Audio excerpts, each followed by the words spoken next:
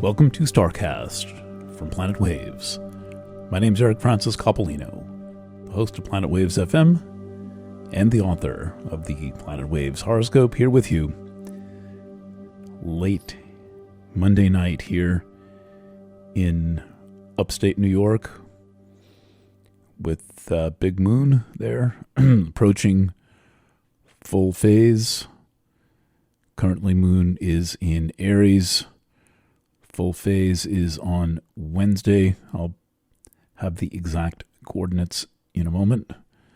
But for all of Monday night and Tuesday night, well, all day Tuesday and part of Tuesday night now it is time to unveil those coordinates. While I'm doing that, I thought I would mention where I'm actually broadcasting from.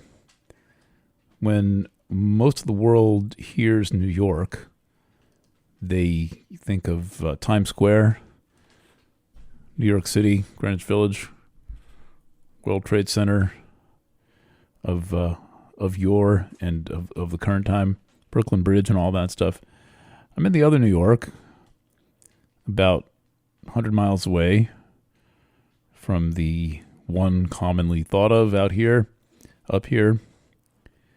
in a place called upstate New York, or more precisely, the mid-Hudson Valley. It is a quite rural area. I live in a little teeny city. It's kind of funny to call it a city. Not sure why it's not called a town, but anyway, they call it a city to help their self-esteem. And it's an old, famous city. Actually, it was the first capital of New York State way back in 1777. That lasted for about a month. But then right outside of town, you're in the country, basically. Lots and lots of trees, and you can take back roads and get any place just about, and it's not very noisy most of the time, and all that. So when I say upstate New York, that is what I'm talking about. Sitting here late in the evening, I can feel my voice resonating out over the countryside. People listening in their homes or trailers. So here we are, Aries moon, and what's interesting, and in fact what prompted me to get up off my butt and spark up the microphone, is that right now as I speak, so I'm infusing my words with the energy. The moon is in a conjunction to Chiron. You can see the moon, can't see Chiron. Chiron's way, way back out by Uranus, and it's about the size of an ice cube, so it is not visible. Anybody with a 50-year orbit, or cycle somewhere in their astrology is likely to have been picking up on Chiron. Chiron's resonance is 50.7 years. It's a great big comet, about 180 kilometers.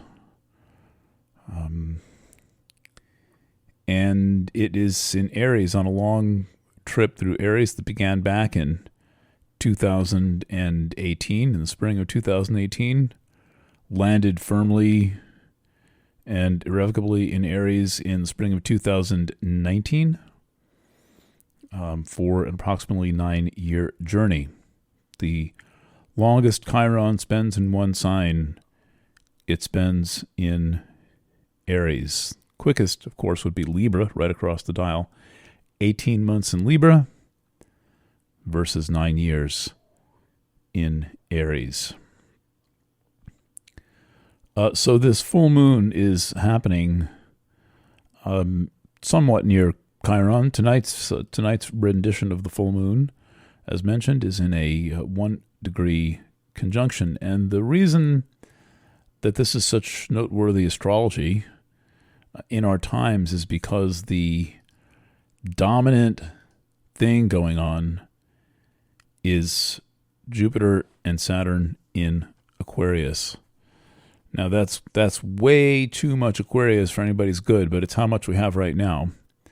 The two largest planets comprising together, I don't know, somewhere around 2,200 times, I'll say that more slowly, 2,200 times the size of the Earth, which is a fairly large planet from my point of view. It'd take a while to walk around it, if you could even do that. It takes a long time to sail across the sea. 2,200 times us is big, and that's all in Aquarius. And the challenge there is that, to put it somewhat bluntly, there's a lot of people who think they're thinking, but they're being thought for. They're not really thinking. And that's Aquarius at its most murky and disingenuous. Aquarius at its best honors the distinct and unique viewpoint of every being, but it can flip to a modality where any and all uniqueness is attempted to be, let's say, I was going to say legislated out of existence, but these days it's more like made to disappear by executive order. And the reason why Chiron in Aries is so important, and this rambling rant about the moon conjunct Chiron in Aries is so relevant to our times, is that the wake-up call to individuality is taking place via Chiron in Aries. That's the thing that's saying, all right, whatever may be going on in Aquarius, whatever the whole drill about you have to think what I think, we're all going to think the same way. Yesterday we were capitalist, tomorrow we're going to be communist. That kind of thing. That finds an antithesis. That crushing, smothering, you must believe what I believe bullshit finds its answer in Chiron in Aries, where one believes what one believes and is confident in that. Not defensive, just asserting their individuality. To do that, you often must risk being disagreed with. If you have gone through the last 2 years and taken the side of the issue where you're not likely to be disagreed with by most people, you're probably not that tuned into Chiron and Aries. If, on the other hand, you have allowed yourself to ask contrarian questions, to be different, to stand out,